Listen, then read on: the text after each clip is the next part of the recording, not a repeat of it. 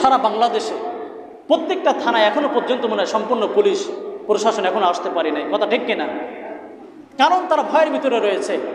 Police ভাইদের প্রতি আমাদের আহ্বান, পুলিশ প্রশাসন ভাইদের প্রতি আহ্বান জানাচ্ছি, যারা পুলিশ ভাই রয়েছেন, প্রশাসনের সশস্ত্র বাহিনী রয়েছেন, এরকম সেনাবাহিনী রয়েছেন, এরা হলো জাতির মেরুদণ্ড, কথা ঠিক কিনা?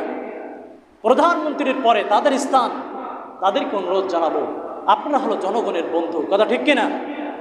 আপনারা জনগণের বন্ধু হয়ে যদি জনগণের উপরে গুলি করেন, তাহলে তো ওই জনগণ আপনার পক্ষে থাকবে না, সবাই বিপক্ষে চলে যাবে, এটাই যথেষ্ট, কথা ঠিক কিনা? এই জন্য এই বন্ধু হয়ে সেনাবাহিনী সহ পুলিশ ভাইদের আহ্বান জানাচ্ছি, আপনারা যেহেতু জনগণের বন্ধু, আপনাদের যে বেতন দেওয়া হয় এই বেতনটাও কিন্তু এই সাধারণ মানুষের ট্যাক্সের টাকা দিয়ে দেওয়া হয়, কথা ঠিক কিনা? অতএব আপনারা যদি এই সাধারণ মানুষের বুকে গুলি করেন, তাহলে কিন্তু এটা আপনাদের ভিতরে একনিষ্ঠতা থাকে না।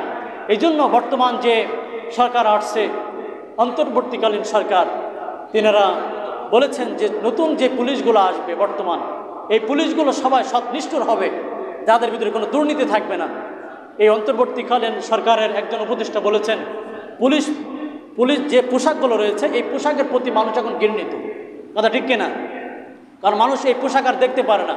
মানুষ যখন একজন পুলিশকে দেখে তখন বলে এ তো একজন ঘুষখোর, এ তো একজন চাঁদাবাজি, এ তো মানুষকে অন্যায়ভাবে গুলি করে। এরকমভাবে মানুষের প্রতি আস্থা হারিয়ে যাচ্ছে পুলিশ প্রশাসনের প্রতি, কথা ঠিক কিনা?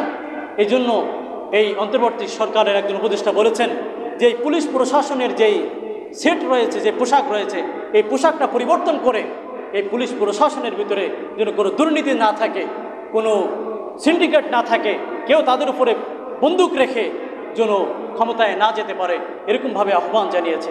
আমরা উপদেষ্টাদেরকে, অন্তর্বর্তী সরকারের, তাদেরকে আমরা ধন্যবাদ জানাই, যারা সুন্দর একটা পরিবেশ, সুন্দর একটা রাষ্ট্র যেন আমাদেরকে উপহার দিতে পারে, কথা ঠিক কিনা?